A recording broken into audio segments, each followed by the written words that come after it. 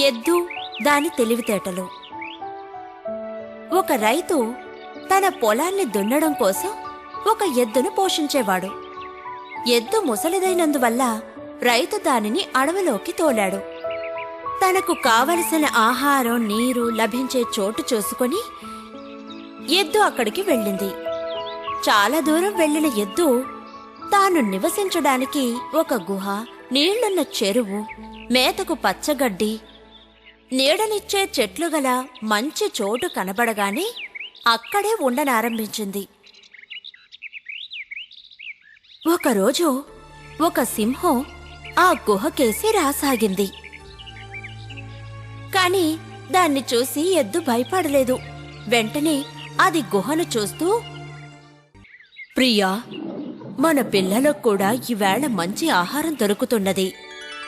ఒక భారీ సింహం ఇక్కడికి వస్తున్నది. అది గుహకు దగ్గరగా రాగానే నా కొమ్ములతో పొడిచి లోనికి విసిరేస్తాను అని ఆ ఎద్దు అన్నది. ఈ మాటలు వినగానే సింహం భయంతో తల తిప్పకుండా పారిపోయింది. భయంతో పారిపోయిన సింహాన్ని ఒక నక్క చూసి కారణాన్ని అడగ్గా సింహం జరిగిన విషయాన్ని చెప్పింది. నక్క ఎగతాళిగా నవ్వగా సింహం కోపంగా, ఎందుకు నవ్వుతున్నావు అని నక్కను అడిగింది. ఓ మృగరాజా, మీ మూర్ఖత్వాన్ని చూసి నవ్వుతున్నాను. మృగరాజా, మిమ్మల్ని భయపెట్టిన ఎద్దు ఒక సాధారణ ప్రాణి. నిజానికి అది మీకు ఆహారం.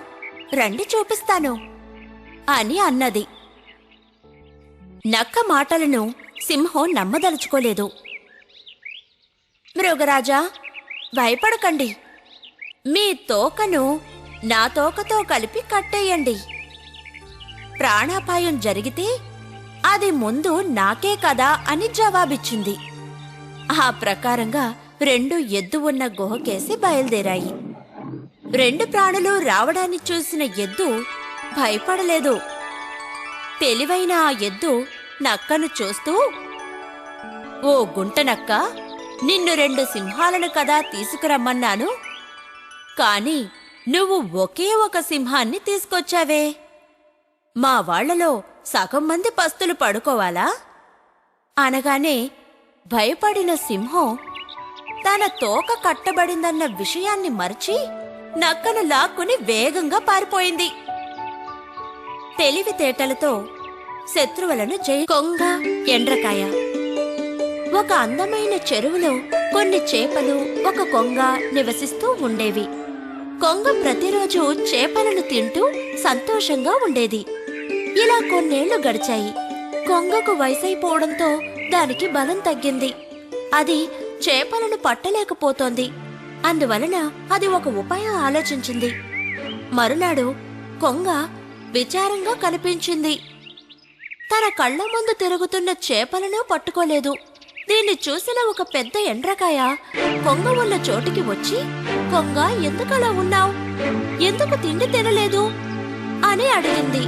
వెంటనే కొంగ, ఈ చెరువును మట్టిపోసి మూసివేయాలని కొందరు తీర్మానించుకున్నారు. ఇకపై ఇక్కడెవ్వరూ ప్రాణాలతో ఉండరు అన్నది. ఇది విన్న చేపలు, ఎండ్రకాయ భయభ్రాంతులైనాయి. ఈ ఆపద నుండి తమను కాపాడుకోవడానికి ఉపాయం అడిగాయి. కొంగ, సరే, ఇక్కడికి కొంత దూరంలో దీనికన్నా పెద్ద చెరువు ఉంది. నేను మీ అందరినీ ఒక్కొక్కరిగా అక్కడికి తీసుకువెళ్లి వదులుతాను అని వాటిని ఒక్కొక్కటిగా తీసుకువెళ్లి ఓ బండపై ఉంచి చంపి తినేసేది. ఈవేళ ఎండ్రకాయను తీసుకువెళ్లాల్సిన రోజు. ఎండ్రకాయ కొంగ మెడకు వేలాడుతూ గాలిలో ప్రయాణించింది. అది అక్కడి బండపైన చేపల ఎముకలను చూసి కొంగ దురుద్దేశాన్ని గ్రహించి తన పదునైన కొండంతో కొంగ మెడను నొక్కి చంపేసింది. దుష్టుల మాట వినకు. పావురానికి సాయం చేసిన చీమ. ఒక చిన్న చెరువు. దాని ఒడ్డున ఒక పెద్ద చెట్టు. దాని మీద ఒక నల్లని గండు చీమ పైకి వెళుతూ ఉన్నది. అప్పుడు హఠాత్తుగా ఆ అడవిలో గాలి బలంగా వీచింది. చెట్టుపైనున్న గండు చీమ గాలికి ఎగిరి పక్కనున్న చెరువులో పడిపోయింది. ప్రాణాల కోసం పోరాడుతున్న ఆ చీమను చెట్టుపైనున్న ఒక పావురం గమనించింది. చీమకు సాయం చేయాలని తలచిన పావురం ఒక ఆకును గిల్లి దానిని చీమ పక్కన పడేలా వేసింది. ప్రాణాలు కాపాడుకున్న చీమ గట్టువైపుకు కదిలింది. చీమ పావురం గూటికి వచ్చి, మిత్రుడా, నువ్వు నా ప్రాణాలు కాపాడావు, ధన్యవాదాలు. సమయం వచ్చినప్పుడు నేను నీకు సాయపడతాను అంటూ వెళ్ళిపోయింది. కొన్ని రోజులు గడిచాయి. ఒకరోజు ఉదయం ఆ చీమ తన మిత్రులతో ఆహారాన్ని మోసుకెళుతూ ఉన్నది. దారిలో ఒక మనిషి కాళ్లను చూసిన గండు చీమ తలెత్తి చూసి అదిరిపోయింది. ఒక వేటగాడు చెట్టుపైనున్న ఆ పావురాన్ని తన బాణంతో గురి చూశాడు. తన ప్రాణాలు కాపాడిన మిత్రుడికి గురి చూసిన వేటగాడి కాలి వేళ్లను కసుక్కున కొరికింది చీమ. ఆ అని అరిచిన వేటగాని బాణం గురి తప్పింది. చెట్టుపైనున్న పావురము ప్రాణాలు కాపాడుకుంది. ఎవరినీ తక్కువగా అంచనా వేయకు. గుర్రము గాడిద. ఒక గ్రామంలో ఒక చాకలివాడు నివసిస్తూ ఉండేవాడు. అతడు తన సహాయం కోసం ఒక గుర్రాన్ని ఒక గాడిదను పెంచుతుండేవాడు. ఒకనాడు ఆ రెంటిని తోలుకుంటూ బజారు వీధిలో వెడుతున్నాడు. ఆ రోజు ఎండ ఎక్కువగా ఉంది. గాడిద వీపు మీద బరువైన బట్టల మూట ఉంది. కాని గుర్రం వీపు మీద ఏమీ లేదు. బట్టల బరువుతో గాడిద నడవలేకున్నది. అది గుర్రంతో, మిత్రమా, ఈ మూటనెత్తుకుని నేను నడవలేకున్నాను. ఈ మూటలో సగభాగాన్ని నువ్వు మోయరాదా అని అడిగింది. గుర్రం, ఓ మూర్ఖుడా, సవారీకి వెళ్లడం ఒక్కటే నా పని, మూటలు మోయడం కాదు అని అన్నది. మరో దారి లేక గాడిద మూటల బరువును మోస్తూ ఆపసోపాలు పడుతూ నడుస్తున్నది. కొంత దూరం వెళ్ళగానే గాడిద స్పృహ తప్పి కింద పడ్డది. అప్పుడు చాకలివాడికి బుద్ధి వచ్చింది. త్రాగడానికి గాడిదకు నీళ్లు ఇచ్చాడు. ఇప్పుడు చాకలివాడు గాడిదపైనున్న మూట తీసి గుర్రంపై పెట్టాడు. గాడిద సరదాగా నడుస్తుంటే గుర్రం మూటలను మోయలేక అవస్థపడుతూ నడిచింది. మహారాజు బంగారు జింక. ఒకరోజు రాజుగారు ఆయన సేవకుడు వేటాడడం కోసం అడవికి వెళ్లారు. అప్పుడు అక్కడ బంగారు రంగుతో పొడవైన కొమ్ములు గల చక్కని జింక వారిని దాటిపోవడాన్ని చూసి ఇద్దరూ ఆశ్చర్యపోయారు. నేను ఆ బంగారు జింకను వేటాడతాను అంటూ రాజుగారు సేవకునితో చెప్పి గురి చూసి జింక వైపు బాణాన్ని వదిలారు. కాని జింక గంతులేస్తూ తప్పించుకుని అడవిలోకి వెళ్ళింది. సేవక, నువ్విక్కడే ఉండు, నేను అడవిలోకి వెళ్లి ఆ జింకను వేటాడి వస్తాను అని ఆ దట్టమైన అడవిలోకి వెళ్లారు రాజుగారు.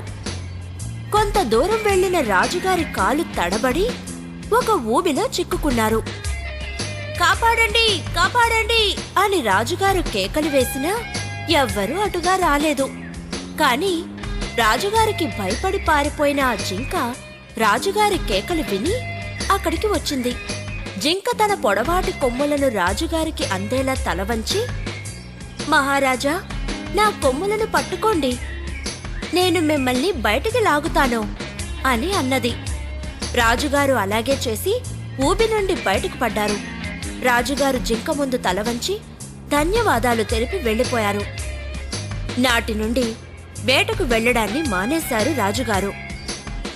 ఇతర ప్రాణులను గౌరవించారు. సింహానికి ప్రాణం పోసిన స్నేహితులు. ఒక ఊరిలో 4 మిత్రులు ఉండేవారు. అందులో 3 చదువుకున్నవారు, 4వ వాడి చదువు అంతంత మాత్రమే. 4 ఒకటిగానే తిరిగేవారు. అలాంటి సమయాలలో వారు చదువురాని వాడిని ఎగతాళి చేసేవారు. ఒకరోజు ఆ 4 తమ తెలివితేటల ఆధారంగా ధనం సంపాదించాలని తీర్మానించుకుని బయలుదేరి వెళ్లారు. దారిలో ఒక మరణించి ఉన్న ప్రాణి ఎముకలను చూసి 3 తీర్మానానికి వచ్చారు. మొదటివాడు, నేను ఎముకలను సేకరించి ఒక రూపం ఇస్తాను అన్నాడు. రెండవవాడు, నేను ఆ ప్రాణికి కండరాలు, రక్తం సృష్టించగలను అన్నాడు. మూడవవాడు, నేను దానికి ప్రాణం పోయగలను అని అన్నాడు. ముగ్గురు తమ ప్రతిభను చూపారు. అదొక సింహం శరీరం అని తెలియగానే నాలుగవవాడు, దానికి ప్రాణం పోస్తే మనకు అపాయం అన్నాడు. కాని తన మిత్రులు తన మాట వినకపోవడంతో అతడు పక్కనున్న చెట్టుకు ఎక్కాడు. సింహానికి ప్రాణం వచ్చింది. వెంటనే అది ఆ ముగ్గురు మిత్రుల మీదికి దూకి వారిని చంపేసింది. నాలుగో మిత్రుడు ప్రాణాలతో తప్పించుకుని ఇల్లు చేరాడు. లౌకిక జ్ఞానమే అసలైన తెలివి. మంత్రదండం. ఒక అడవిలో బొద్దుగా పెరిగిన ఒక కుందేలు ఉండేది. అది మహా సోమరి. ఎప్పుడు చూసినా ఒక చెట్టు కింద పడుకుని పగటి కలలు కంటూ ఉండేది. ఎప్పటిలాగే ఒకరోజు అది చెట్టు కింద పడుకుని ఉండగా పక్కన ఒక కర్ర ఉండడాన్ని చూసి దానితో భూమిని కొడుతూ ఉన్నది. అలా కొడుతూ ఉండగా కావలసినన్ని క్యారెట్లు దొరికితే ఎలా ఉంటుంది అని తలచిన తక్షణం దాని కంటి ముందు కావలసినన్ని క్యారెట్లు వచ్చి పడ్డాయి. వెంటనే కుందేలుకు తన చేతిలో ఉన్నది మంత్రదండమా అని సందేహం రాగా దాన్ని పరీక్షించి చూద్దామని తలచింది. నాకు కావలసినన్ని గడ్డి మోపులు కావాలి అని మంత్రదండాన్ని నేలపై తాటించగా దాని చుట్టూ గడ్డి మోపులు కనిపించాయి. సంతోషంగా ఎగిరి గంతేసిన కుందేలు నాటి నుండి బయటికి ఎక్కడా వెళ్ళక సోమరిలా నిద్రపోతూ కాలం గడిపేది. ఒకరోజు సింహగర్జన విన్న కుందేలు కళ్ళు తెరిచి తన ఎదుట సింహాన్ని చూసి ఒక్క క్షణం బెదిరి తరువాత తన మంత్రదండంతో సింహాన్ని కుందేలుగాను తనను సింహంలాగానూ మార్చుకున్నది. ఆ అడవిలో నివసిస్తున్న ఒక నక్క ఈ కుందేలు సింహాలను చూసి ఆశ్చర్యపడింది. ఈ సింహం వేటాడ్డమే లేదు, ఇందువల్ల మనకు ఆహారం లభించడం లేదు. దీనికి ఏదైనా మార్గం ఆలోచించాలి అనుకుని పక్కనున్న అడవికి వెళ్లి మరొక సింహాన్ని తీసుకువచ్చింది. అసలైన సింహం ఎదురుగా ఉండడాన్ని చూసిన కుందేలు సింహం దానితో పోరాడలేక బిత్తరపోయింది. ఇప్పుడు కుందేలుకి బాగా అర్థమైంది, భగవంతుని సృష్టిలో ఎవరికి ఇవ్వబడిన పనిని వారు మాత్రమే చేయగలరు అని. ఇది అర్థం చేసుకున్న కుందేలు వెంటనే అది తనను కుందేలుగానే మార్చుకున్నది. సృష్టిలో ప్రతిదానికి ఒక అర్థం. ఎలుక పెళ్లి. గంగానది తీరంలో ఒక ముని నివసించేవాడు. ఒకరోజు ఆయన ధ్యానంలో ఉండగా ఒక చిన్న ఎలుక ఆయన చెంతకు వచ్చింది. ఆ ఎలుకను చూసి ముచ్చటపడిన ఆ ముని దానినొక ఆడపిల్లగా మార్చి తన ఆశ్రమానికి తీసుకువెళ్లారు. ఈ బిడ్డ ఇక మన కుమార్తె, మనమెంతో ప్రేమతో పెంచాలి అని అన్నారు. కొన్నేళ్లు గడిచాయి. ఆ పాప సుందర యువతిగా పెరిగింది. ఆమెకు పెళ్లి చెయ్యాలని ముని దంపతులు తీర్మానించారు. తన కుమార్తెను చేసుకునేవాడు గొప్పవాడై ఉండాలని భావించిన ముని వరునిగా సూర్యుని ఆహ్వానించాడు. సూర్యుడు భూలోకానికి వచ్చాడు. కాని మునికన్య, వద్దు తండ్రి, వద్దు, సూర్యుడి వేడిని తట్టుకోలేను అని అన్నది.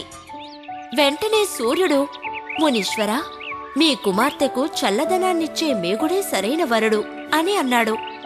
వెంటనే ముని మేగుడిని ఆహ్వానించాడు.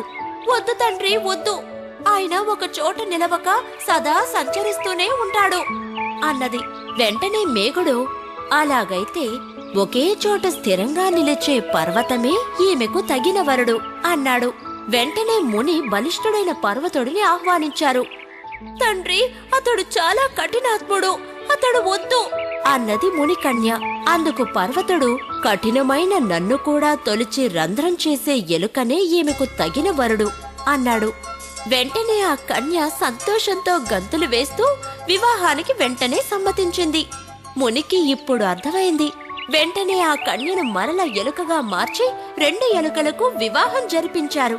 ఏ గూట చిలక ఆపలకే పలుకు. మాట్లాడే గుహ. ఒక అడవిలో ఒక సింహం నివసించేది. ఎప్పటిలా అది ఆహారం కోసం వేటకు వెళ్ళింది. కాని ఆ రోజు దానికే ఆహారం దొరకలేదు. చివరిగా ఒక గుహలోకి వెళ్లి తలదాచుకుంది. ఆ రాత్రి అక్కడికి వచ్చే ప్రాణిని చంపి తినాలనుకున్నది. ప్రతిరోజు ఆ గుహలో నివసిస్తున్న ఒక నక్క అక్కడికి వచ్చింది. కాని గుహ వాకిట అది సింహం అడుగుజాడలు చూసి ఆగిపోయింది. తెలివిగల నక్క తనను చంపడానికి సింహం గుహలో దాగి ఉందని తెలుసుకుని ఒక ఉపాయాన్ని ఆలోచించింది. వెంటనే నక్క, "ఓ గుహ, నీకు నా వందనం" అన్నది. కాని లోనుంచి ఎలాంటి జవాబు రాలేదు. నక్క మళ్ళీ గుహను చూసి, "ఓ గుహ, ఏమిటిది? రోజూ నువ్వు నాకు బదులిచ్చేదానివి కదా, ఈవేళ నీకేమైంది?" అని అడిగింది. లోపల ఉన్న సింహం జవాబిస్తే నక్క లోపలికి వస్తుందని పొరపాటుగా భావించి "నమస్కారం" అని అన్నది. వెంటనే నక్క, "ఓ మూర్ఖ మృగరాజా, గుహ ఎక్కడైనా మాట్లాడుతుందా?" అంటూ నవ్వుతూ పారిపోయింది. అవమానంతో సింహం గుహ బయటికి వచ్చింది.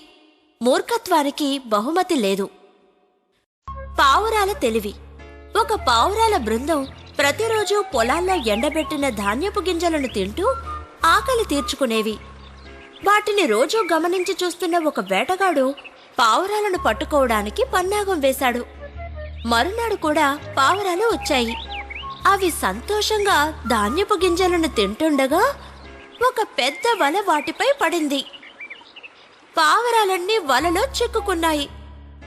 "అయ్యో, మనమందరం వలలో చిక్కుకుపోయామే, ఏం చేద్దాం?" అన్నది ఒక పావురం.